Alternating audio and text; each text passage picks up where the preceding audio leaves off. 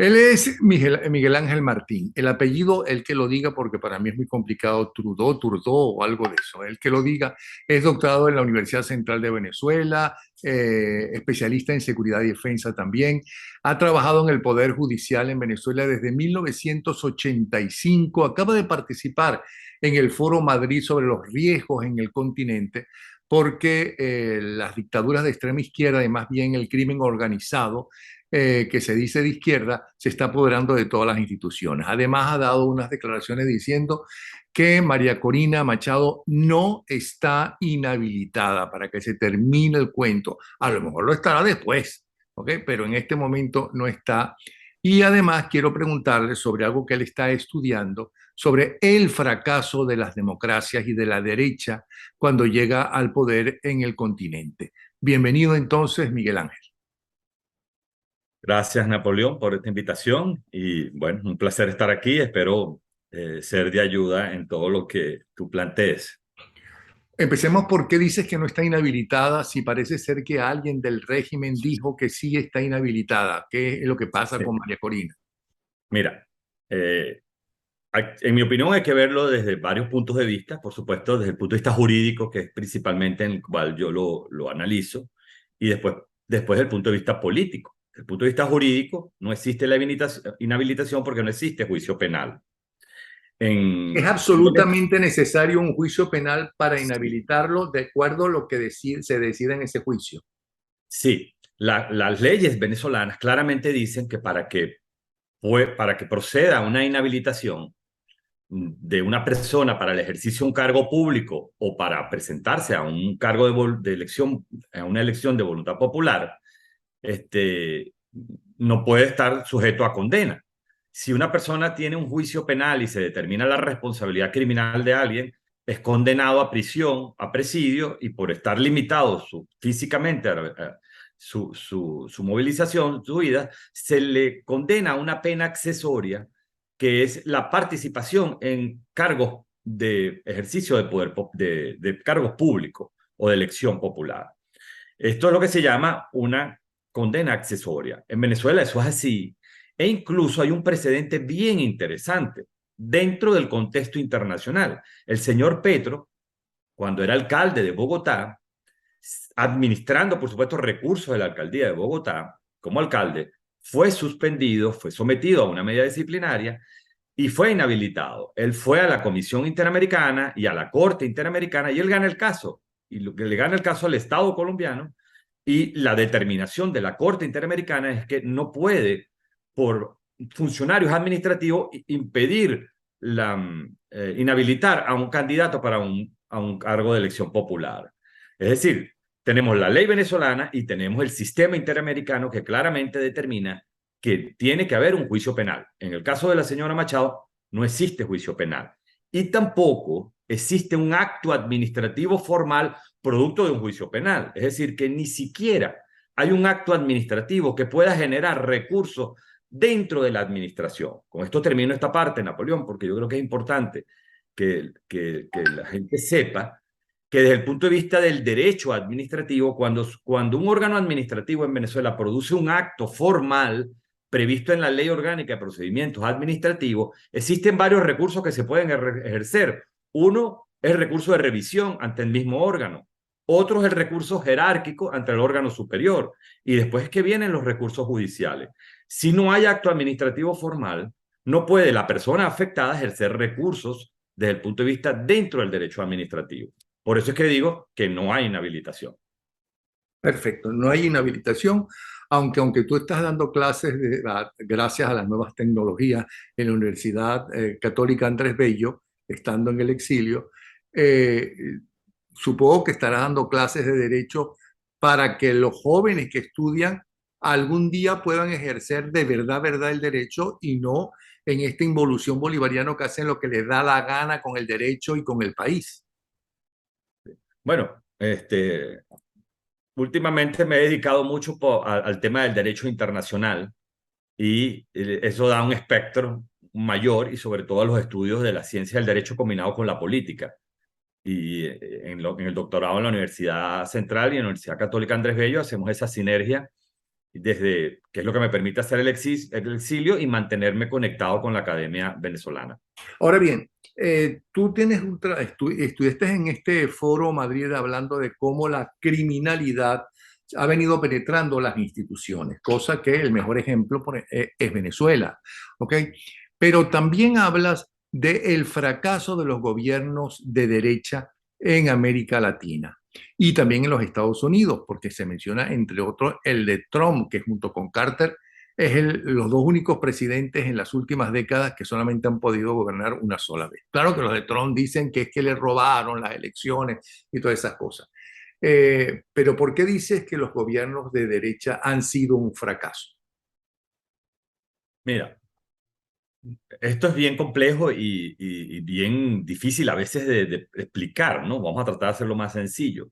Cuando comenzó el tema del Foro Sao Paulo, por ejemplo, no existía el Grupo Puebla. El Foro Sao Paulo pertenecían partidos políticos que hacían sinergia y bajo intereses comunes hacían seguimiento a elecciones en varios países, entre ellos a Venezuela, por supuesto, porque el Partido Socialista Unido de Venezuela forma parte del Foro Sao Paulo.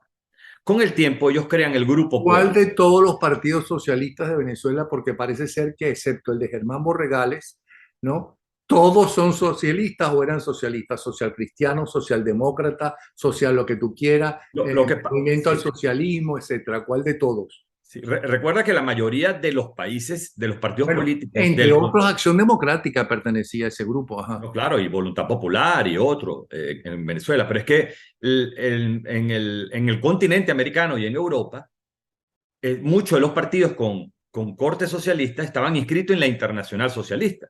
Ujú.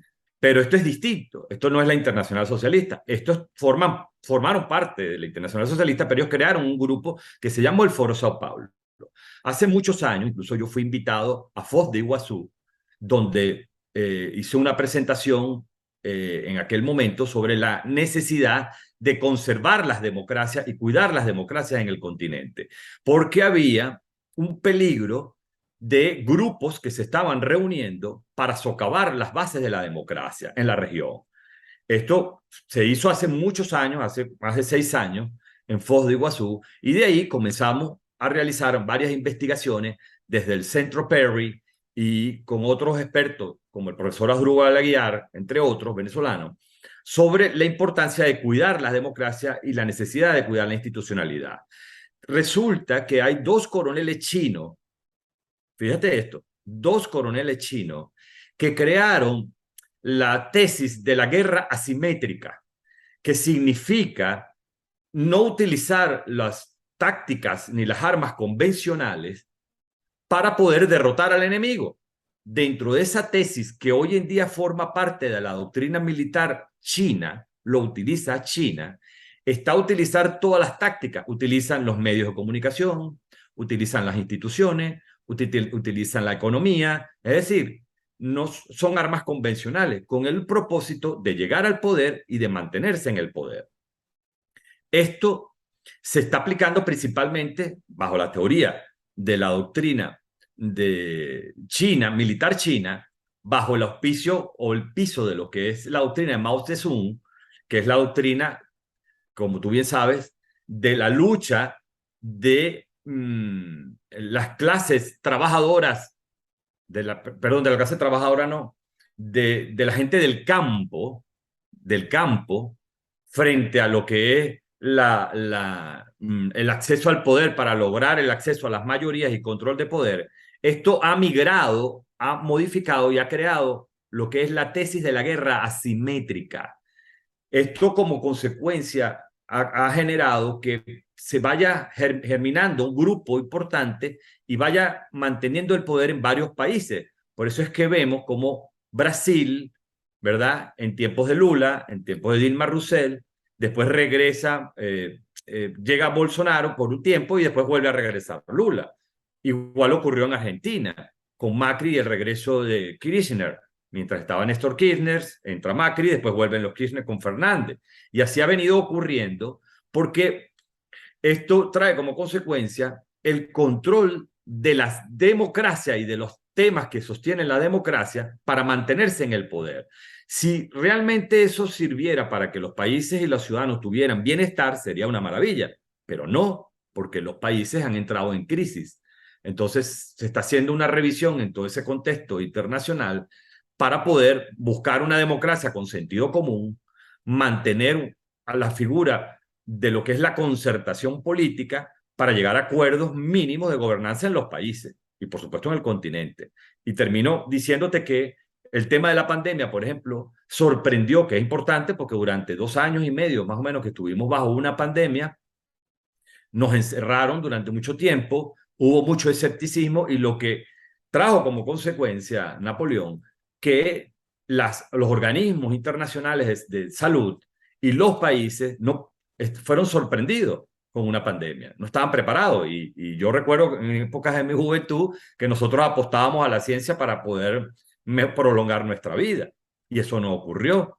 Es decir, es un tema gravísimo o importante el que la democracia se está destruyendo, en mi opinión, se está destruyendo utilizando los mismos mecanismos de la democracia, las mismas instituciones. Bueno, pero ¿por qué no actualizan las instituciones? Para eso están los dirigentes, que normalmente los dirigentes, no sé si en todos los países, pero en Venezuela, los dirigentes democráticos, por mucho que se les critique, tienen mayor capacidad, intelectualidad, formación, moral que estos que están gobernando. Sin duda alguna. Hay un en el caso de Venezuela, por ejemplo, hay un fracaso del chavismo como proyecto político, porque, bueno, lo sabemos nosotros como venezolanos, el venezolano no está bien.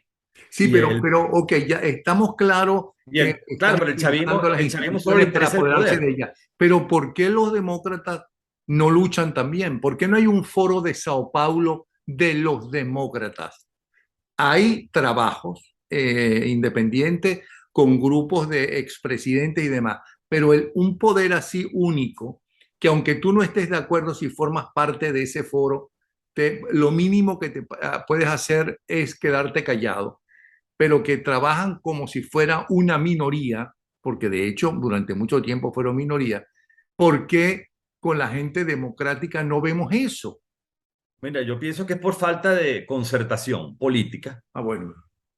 Y la concertación política, que no es unidad, la concertación política lo hacen los estadistas. Uh-huh. Y Napoleón, yo creo que en el caso de nosotros los venezolanos, la clase política venezolana está obligada, porque ellos son los que de alguna manera dirigen la lucha de la ciudadanía, están obligados a hacer coalición política y concertación política para poder lograr llegar al poder y entrar a una transición y nosotros podamos reconstruir un país que está destruido. Pero aparentemente no la hacen. ¿Por qué? Mira, yo creo que hay un problema de que, primero por falta de estadistas, analistas de verdad, estadistas, no operadores. Segundo, porque cada uno de los grupos políticos que hacen vida en la oposición cuida sus intereses. Nosotros hemos visto cómo la ciudadanía, Napoleón, ha respaldado toda la lucha política para desplazar al chavismo. Por ejemplo, el momento de la salida que promovió Leopoldo López, la gente lo apoyó, ¿no? Las mismas elecciones cuando Capriles Radonsky fue candidato, fueron dos, la gente lo apoyó, fueron un tremendo apoyo increíble. El mismo Guaidó cuando se erigió como presidente interino y fue apoyado, la gente lo apoyó y después generó una frustración porque no se lograron los resultados que nosotros Sí, apoyaron a Guaidó, pero los queríamos. primeros que estaban por debajo, horadando el trabajo de Guaidó, eran los mismos que el famoso G4, los mismos que supuestamente lo presentaron, ¿no? Y lo llevaron bueno, a pesar de ellos, a ser presidente interino. Por eso es que te digo que hace falta una verdadera Pero concertación, ¿por qué no hay concertación? Si hay es el porque peor están gobierno en la pendientes de sus historia de intereses. Venezuela. Mm. Bueno, quizás la ecuación, Napoleón, que habría que analizar es que quizás los grupos políticos de oposición están haciendo lo mismo que el chavismo. ¿En qué sentido? El chavismo solo le interesa el poder para mantener el control del poder. Y la clase opositora, no toda, por supuesto, lo que busca es acceder al poder, llegar al poder. Y aquí hay alguien de la ecuación que no lo pongan en cuenta, que es la ciudadanía, que es la gente, que es la que está mal. Yo creo que la ecuación es conectarse con la gente para poder desplazar al chavismo. Y ese es un ejercicio que tiene que hacerse a través de la concertación política. Yo creo que lo que está pasando a nosotros con el tema de las primarias, fíjate que hablan de la inhabilitación, por ejemplo. Yo soy de la tesis de que no hay inhabilitación, de que más bien quien trae a la mesa el tema de la inhabilitación es el mismo chavismo, porque empiezan a crearse teorías de sucesión y resulta que las elecciones son para el año que viene. Ahorita lo que se está discutiendo es si hay o no primaria, si va a haber posibilidad o no primaria y si se va a poder elegir a una persona que liderice la oposición. Y no lo sabemos hoy en día. No lo sabemos porque todavía hay mucho escepticismo. Por otro lado, ves un grupo que está reconocido por los Estados Unidos como la plataforma unitaria, que está reconocido por las organizaciones internacionales para seguir negociando con el régimen. Entonces, no hay una verdadera concertación política de la oposición y eso es muy grave. Lo único bueno de lo malo, Napoleón, es que el chavismo fracasó, es que la gente no quiere al chavismo. Más del 85% de la población, según los números que ha emitido la Universidad Católica de Andrés Bello recientemente, dicen que quieren un cambio de poder. Sí, pero Ahora, ahí lo tienes, ellos siguen. Es decir, por muchísimo menos que eso y por muchísimo menos descontento que eso con el gobierno de Carlos Andrés Pérez II, y recordemos los cacerolazos y demás, sacaron a Carlos Andrés del poder, que para mí fue el verdadero primer golpe que se le dio a la democracia, sí, sin duda. sacarlo a Carlos Andrés Pérez de esa forma. Pero este no lo sacan. Pérez Jiménez, que era un hombre que hacía obras y demás, bueno, lo sacaron, se fue del poder. ¿Me explico? A Medina, Claro. que era demócrata y que estaba ya anunciando que no el siguiente presidente, sino el otro ya se iba a elegir por votación directa, secreta, popular, o sea, lo sacaron del poder. Pero esta gente no sale. Se ha hecho de todo para que salieran del poder. ¿Por qué no salen? Sí. Bueno, porque es una organización criminal. Resulta que detrás del chavismo, detrás de ese proyecto político, existe el narcotráfico, existe una violación a nuestro territorio, a nuestra soberanía, existe la toma del poder por parte del régimen cubano.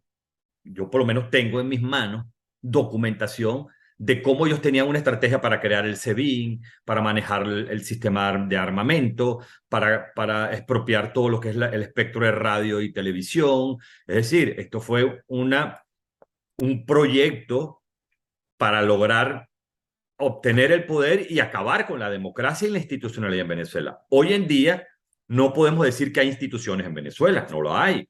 Y lo que está ocurriendo en nuestro país, Napoleón, es otro acto de resistencia más, así lo veo yo, otro acto de resistencia más, como para que el gobierno no se coja todo de una vez. Hace falta, lógicamente, en mi opinión, esa concertación para fijar una verdadera estrategia que permita hacer un balance de y lograr a lo mejor lo que ocurrió con Pérez Jiménez, que agarró un avión y se fue. No lo persiguieron en el caso de Pérez Jiménez, o por lo menos no. Sus últimos años lo vivió en la Bueno, Morales en lograron la Louisiana. extradición de Pérez Jiménez, lo Claro, enjuiciaron, fue condenado, estuvo preso condenado en San Juan de los Morros y después salió. y después se fue al exilio, y okay, ¿no? Igual que Pedro Estrada en aquel momento, que se fue a trabajar en la Interpol allá en Francia, etcétera. Pero lo que quiero decir, o lo que quiero visualizar, Napoleón, es que la falta de una verdadera estrategia basada en una concertación, sobre todo de nuestros políticos, por falta de estadistas, ha generado que pareciera que estuviéramos en una suerte ¿tú te acuerdas el cuento de Alicia en el País de las Maravillas? Cuando llegaba Alicia y se le aparecía el gato de Chejire y el gato, Alicia le decía, gato, te quiero preguntar si voy para la izquierda o voy para la derecha. Y el gato le dice, bueno, si vas para la izquierda está el sombrerero, si vas para la derecha está, no recuerdo qué es lo que estaba allí, y después decía, no, es que no sé a dónde ir. Y le digo, bueno, y si no sabes a dónde ir, ¿qué importa si vas a la izquierda o a la derecha? O sea, no tienen brújula en ese sentido. Ahora, pero ¿por Entonces, qué le das tanta importancia a la dirigencia política en un país donde ya no es importante la dirigencia política? Lamentablemente, si tú quieres, pero ya no era como era Venezuela antes, que había dos polos, o como era el mundo antes, por un lado estaban los rusos y por otro estaban los norteamericanos, y había un teléfono rojo que podían comunicarse. Hoy ya no es así, ¿ok? Ahora hay poder y armas atómicas en un montón de países, entre ellos varios países terroristas. ¿Por qué le das tanta importancia si ahora los partidos, según las encuestas, incluyendo el partido del régimen, que suelen tener más poder porque tienen dinero y porque están en el poder, y en este caso, además por miedo, mucha gente dice, no, yo estoy con ellos, ¿no? Y ya sabemos que a la hora que se caigan, los primeros que van a salir de ahí y van a darle la espalda son los propios generalotes o más de un generalote de eso. ¿Por qué le das tanta importancia? Porque te lo digo, porque Beatriz Rangel me dio un programa bien interesante, por cierto, y estaba optimista, porque por primera vez ella siente que es el ciudadano, la población, la que está al frente, ¿no?, de todo lo que está pasando en el país. Mira, yo sí le doy importancia a todos los actores en la teoría, basado en la teorema del juego. Existe el chavismo, que tiene el poder, tiene un porcentaje, ¿verdad? Y ahí está, y lógicamente es el adversario principal. Existe una clase política que es el que mantiene cierta legitimidad, que es el que mantiene un bastión muy pequeño también, ambos, y existe la ciudadanía que está huérfana, que es lo que tú dices. Ahí es donde yo coincido contigo, que hay un acto, que es lo que yo le llamo un acto de resistencia ciudadana, que está esperando los liderazgos, o él o los liderazgos, para poder canalizar toda esa energía.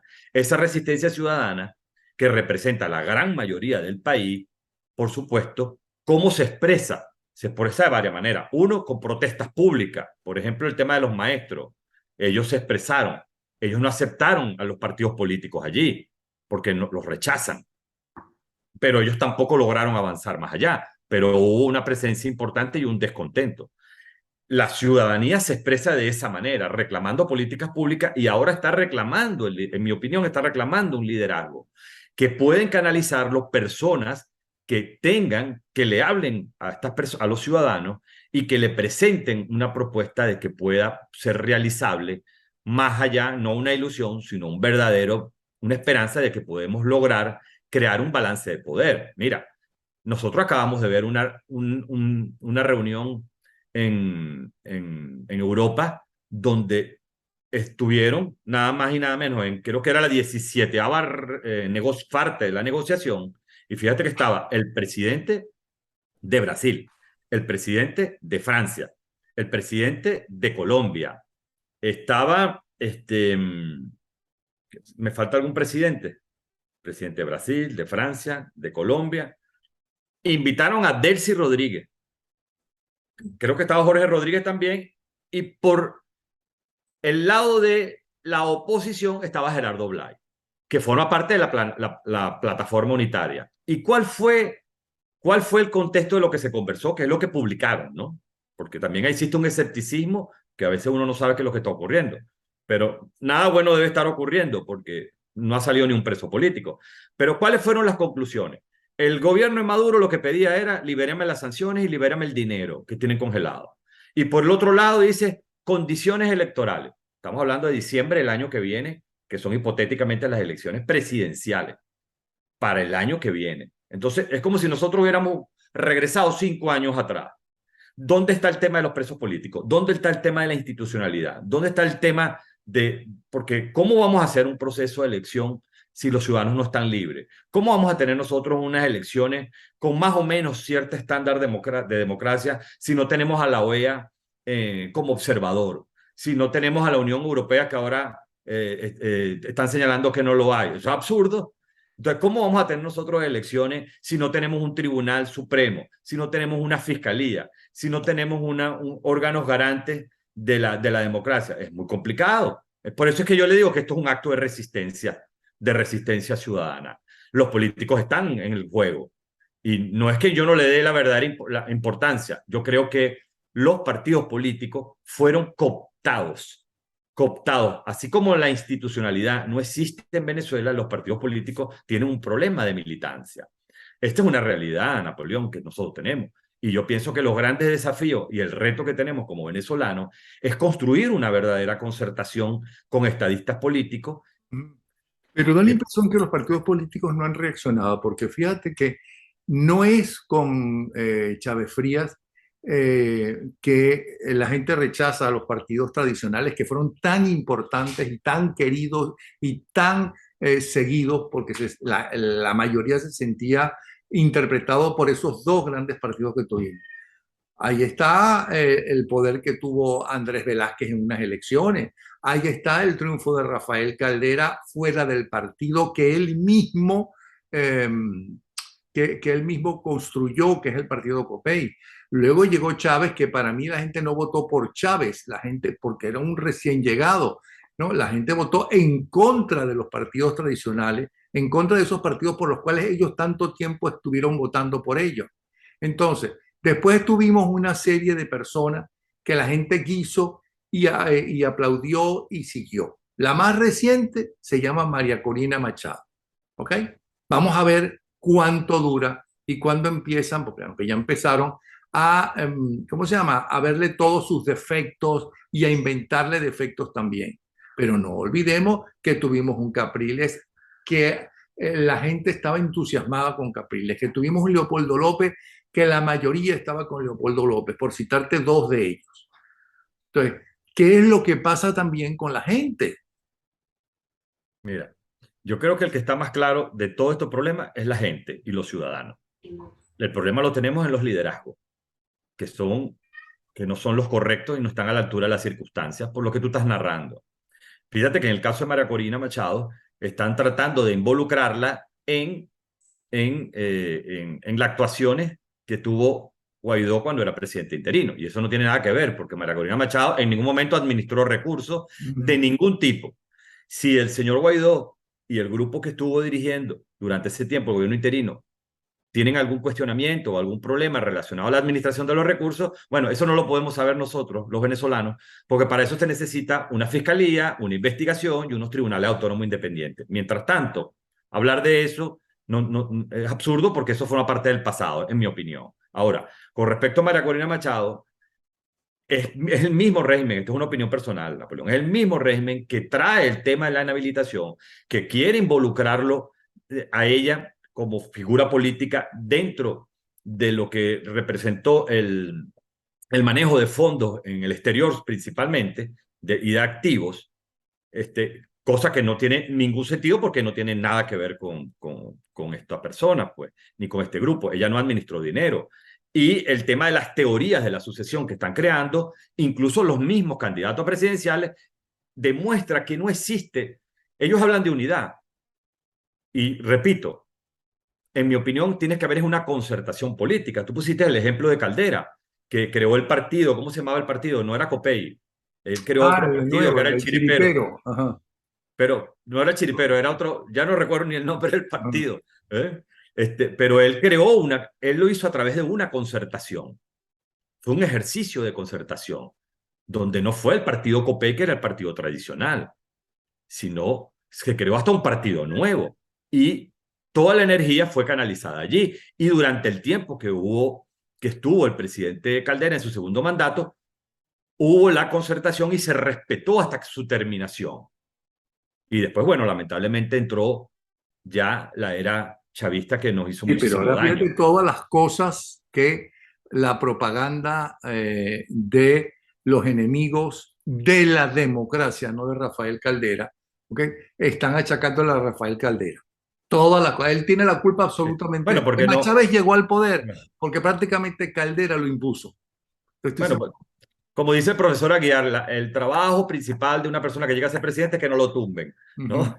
Bueno, el propio Caldera me lo dijo en privado. Ah, Mira, bueno. aquí sabíamos que había muchos más militares comprometidos de los que salieron, ¿no? Y el principal trabajo que yo tenía era defender la democracia y solucionar ese problema en estos años que yo gobernaba para ver si el siguiente presidente tenía dinero, ¿no?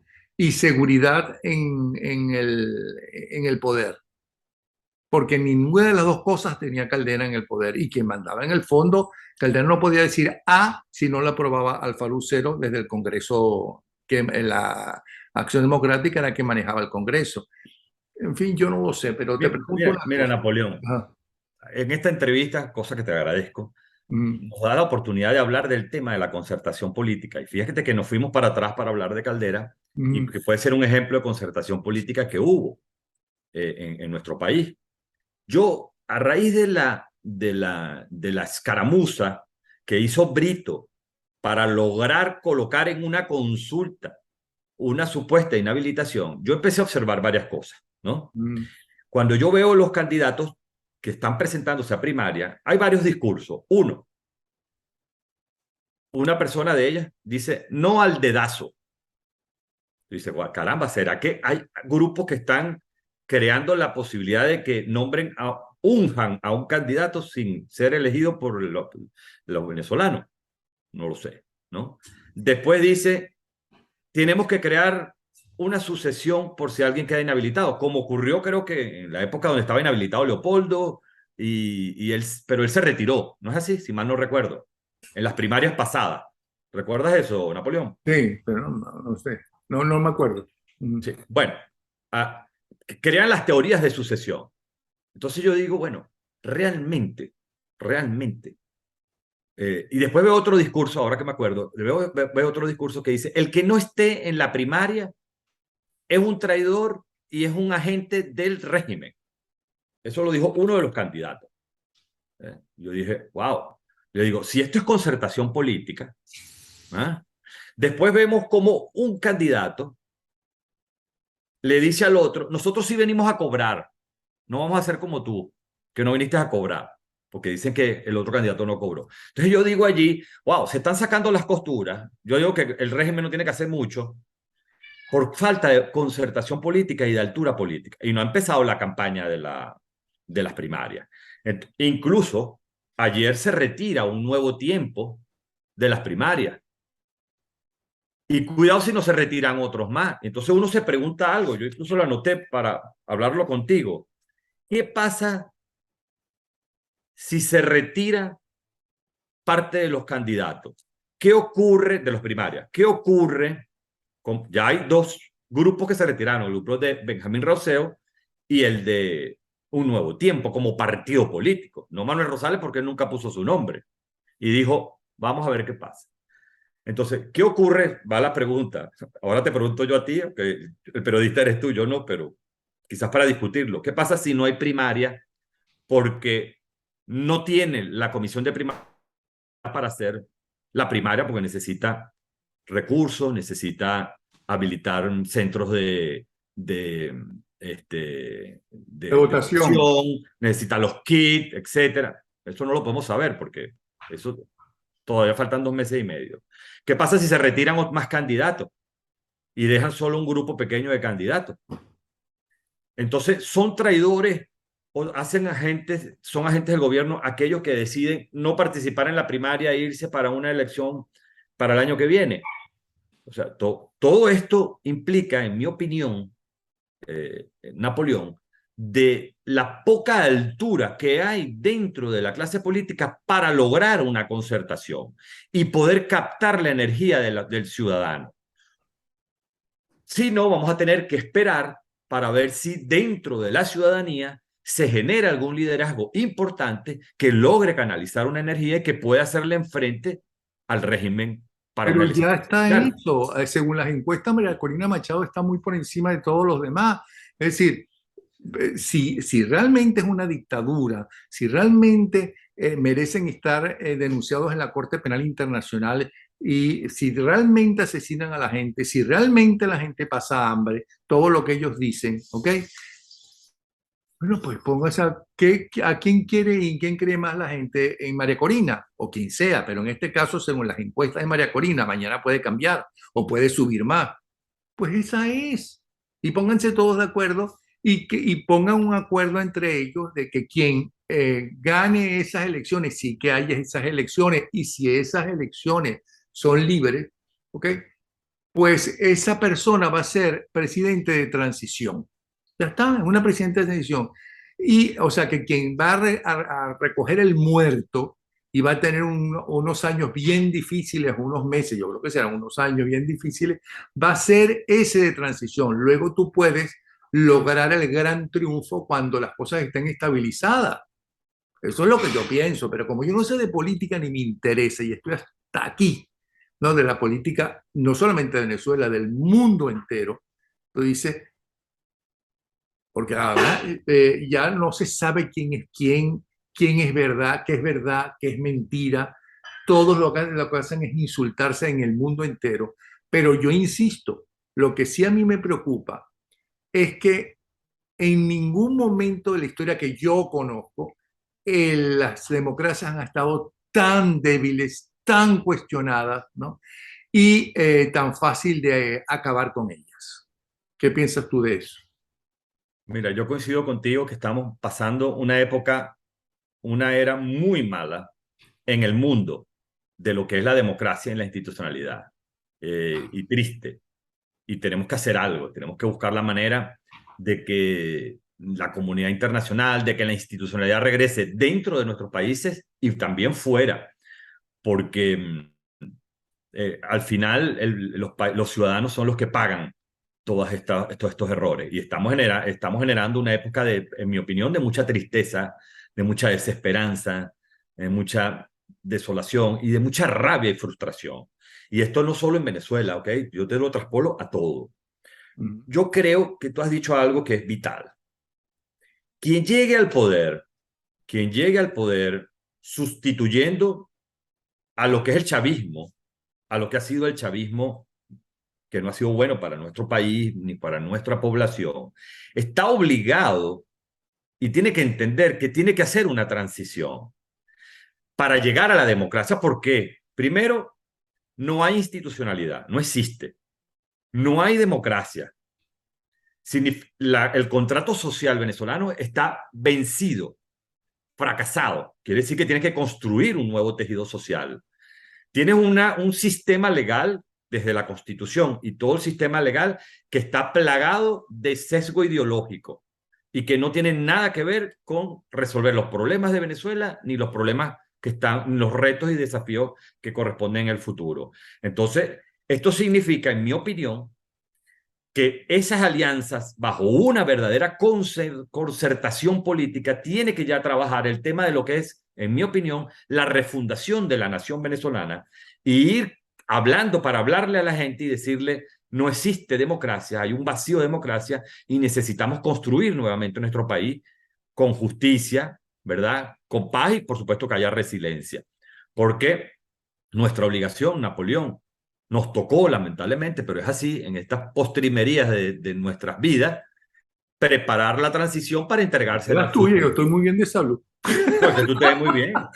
Bueno, Claro, bueno, mira, Miguel, de tú verdad estás que, bien porque ya no te gusta la política. Miguel, de verdad que muchas gracias. Dos No, a tu puntos orden. importantes, ¿no? No está inhabilitada y el otro, concertación política. Y además que uno ve que de nuevo la gente tiene esperanza y de nuevo aparece, ¿no? Alguien que la mayoría apoya, que se llama, en este caso, María Corina Machado, le guste o no otro, y eso no quiere decir que no haya gente sumamente valiosa como está Andrés Velázquez, como está Delsa Solórzano, como está el de Copey, como está Casal encargándose de todas esas reuniones, que es un hombre serio, honesto, talentoso. De verdad que muchísimas gracias, bien Gracias a ti, interesante. Nacho. Un abrazo, ¿sí? Dos para ti y saludo a tu esposa.